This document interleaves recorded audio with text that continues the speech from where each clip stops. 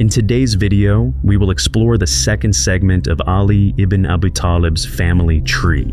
In the first video of this series, we discussed the lineage of Imam Hassan, Ali's eldest son. In this video, we will examine the descendants of his younger son, Imam Husayn. We'll make every effort to present a comprehensive family tree, and if we make any errors, we seek forgiveness from Allah. In today's video, we'll examine how many children Husayn had in total and identify which of them were martyred in the Battle of Karbala. We'll also explore how the Prophet Muhammad's lineage continued through Husayn and which Imams descended from him. Furthermore, we'll analyze how the Abbasid and Umayyad rulers treated these Imams and which of them were poisoned. Finally, we will see how the caliphs of the Fatimid Empire were connected by lineage to these Imams. To grasp this family tree, we must begin with the Quraysh tribe, specifically the Banu Hashim clan, and focus on Ali ibn Abi Talib, who is both the Prophet Muhammad's cousin and son-in-law. Ali's first marriage was to Fatima, the Prophet's younger daughter. They had 5 children together, sons Hassan and Husayn, and daughters Zainab and Kulthum. A third son, Mohsin, died in infancy. Regarding his younger son, Husayn was born in Medina in 626 CE, during the 4th year of Hijrah. Islamic traditions recount that at his birth, Ali initially named him Harb, meaning warrior, but the Prophet Muhammad intervened and changed it to Husayn. Following the precedent set with his older brother, Hassan, Husayn became revered as the 3rd Imam by the Shia sect after Ali and Hassan. Some traditions even claim that Husayn was mentioned in the Torah and the Gospel, hinting at his significance in earlier scriptures.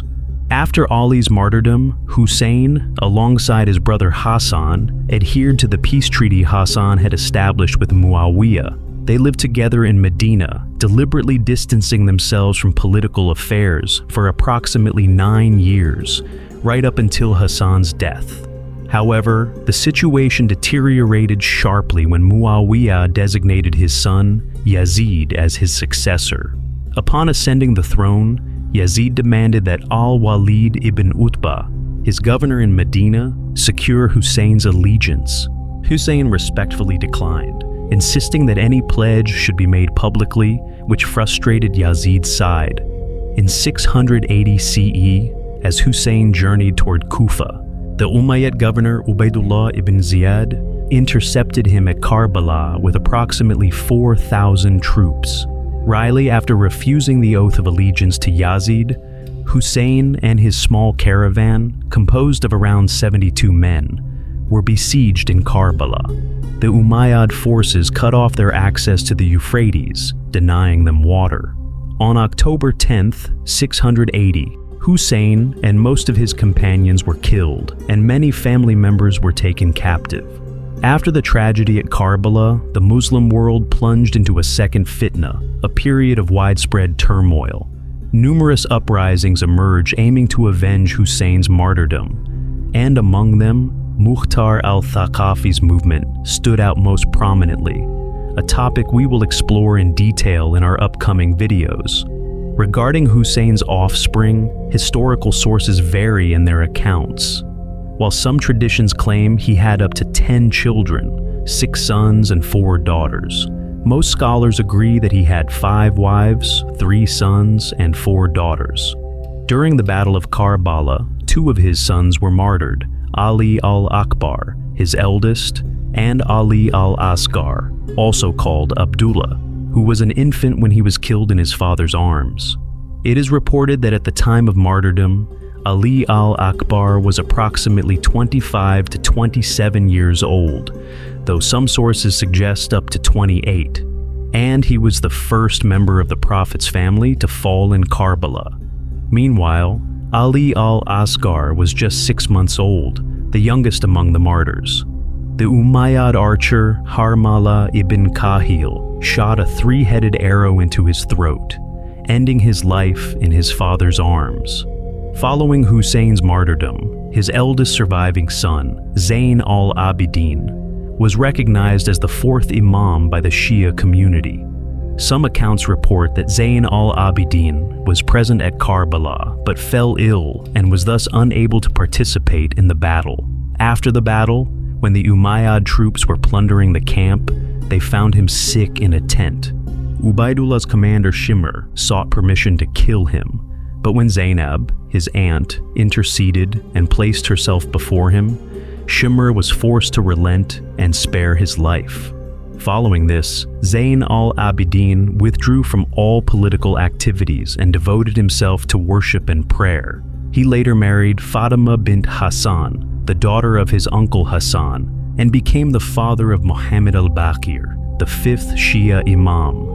It is reported that Imam Zain al-Abidin was poisoned on the orders of Umayyad rulers. Caliph al-Walid I, possibly instigated by his brother Hisham, ultimately leading to his martyrdom in Medina.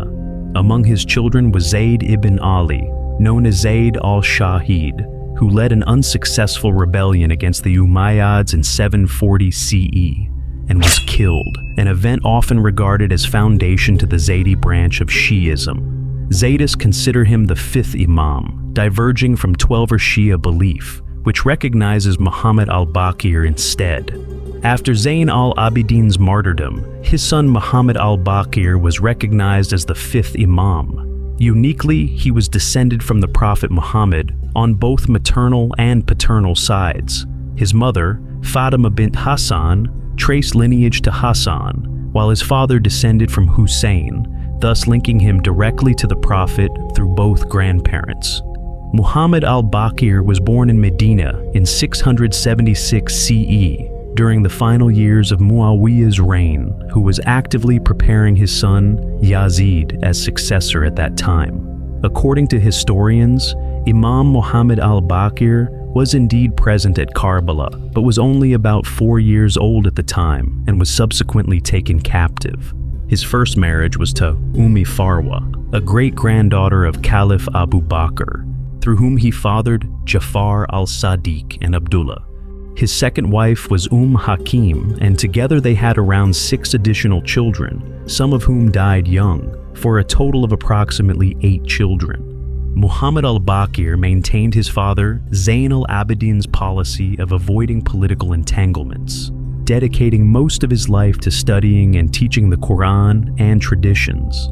Historical accounts suggest he was poisoned, likely by orders from the Umayyad governor Ibrahim ibn al-Walid acting under Caliph Hisham, leading to his death in January 733 CE.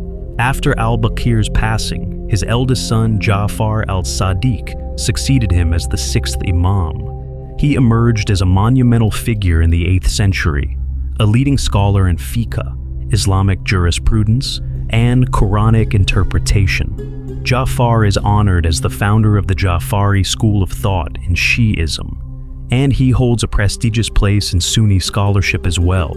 Among his achievements, Jafar is widely revered by Sunni jurists. He was a respected teacher and intellectual influence. The likes of Imam Abu Hanifa and Imam Malik are historically recorded to have studied under or been influenced by him, praising his depth of knowledge. Abu Hanifa, for instance, reportedly said, "I have not seen anyone more knowledgeable than Jafar ibn Muhammad," while Malik also held him in the highest esteem, speaking of his unmatched scholarly stature. According to historical accounts, Imam Jafar al-Sadiq endured multiple instances of house arrest and harassment by the Abbasid authorities. Despite his scholarly stature, he was perceived as a political threat. Ultimately, in 765 CE, the Abbasid Caliph al-Mansur allegedly had him poisoned, resulting in his martyrdom in Medina. After Imam Jafar al-Sadiq's death, the Shia community split into 2 main groups over his succession. One faction followed his eldest son, Ismail ibn Jafar, recognizing him as the next Imam and establishing the Ismaili branch of Shi'ism. Remarkably, the Fatimid caliphs also claimed direct descent from this same lineage, reinforcing their legitimacy through this connection. Some followers of the Shia tradition, the Twelvers, recognize Musa al-Kazim, the youngest son of Jafar al-Sadiq, as the next Imam. He became the 7th Imam, revered as a major scholar in the 8th century.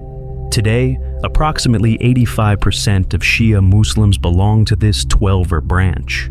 Dear viewers, we will explore the family tree of the Fatimid Imams and Caliphs in our upcoming videos.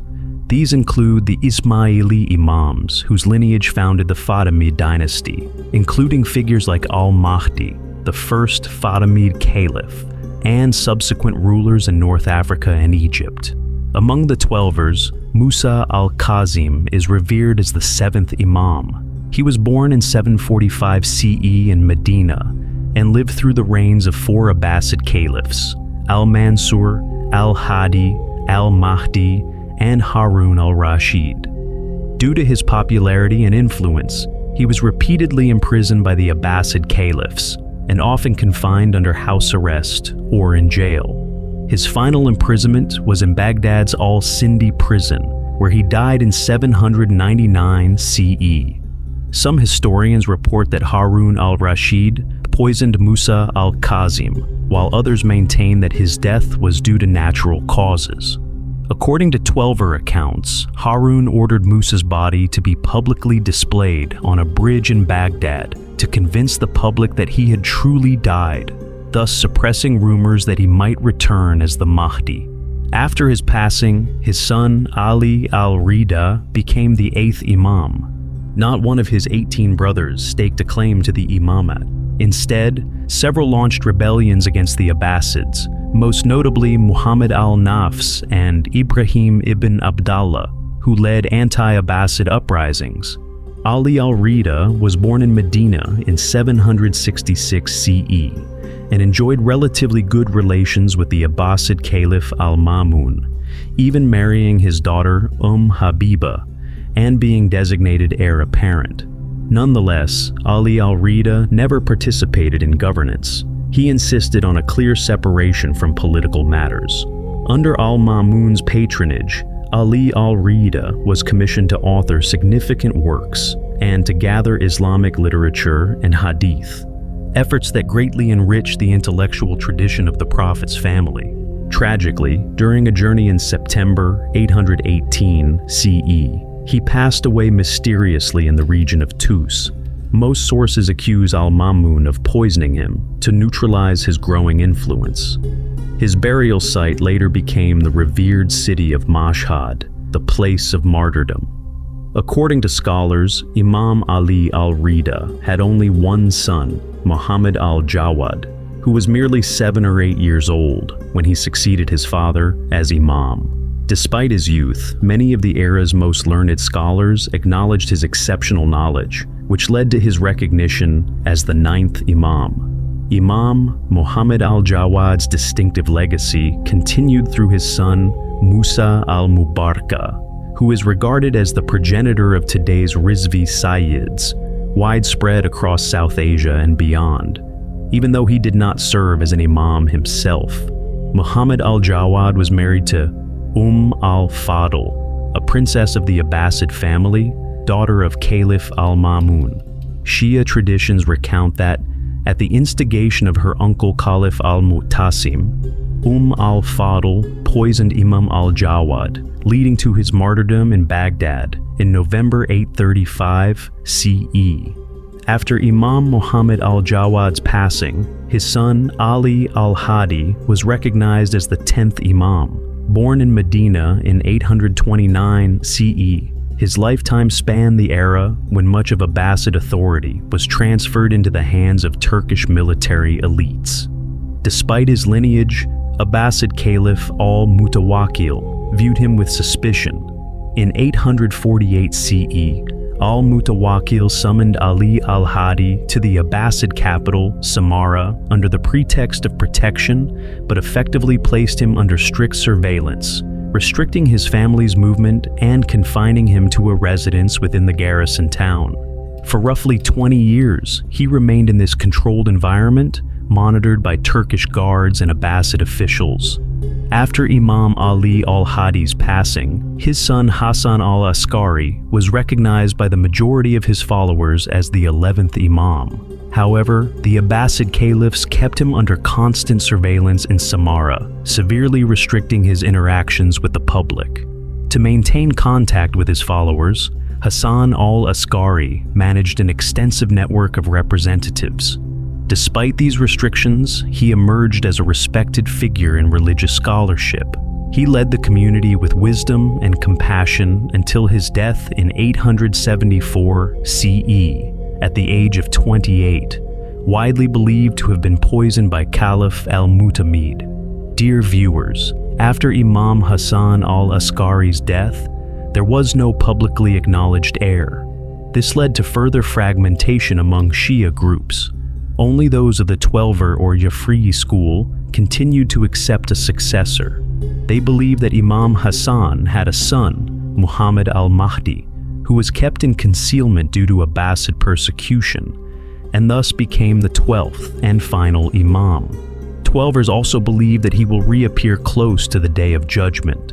Some historians also contend that Imam Hassan al-Askari had another younger son, Sayyid Ali al-Akbar, and that many contemporary South Asian Sufi saints, such as those from the Chishti and Naqshbandi orders, are his descendants. We hope you enjoyed this video. Please support us by subscribing to the channel and sharing your thoughts in the comments. Thank you so much for watching.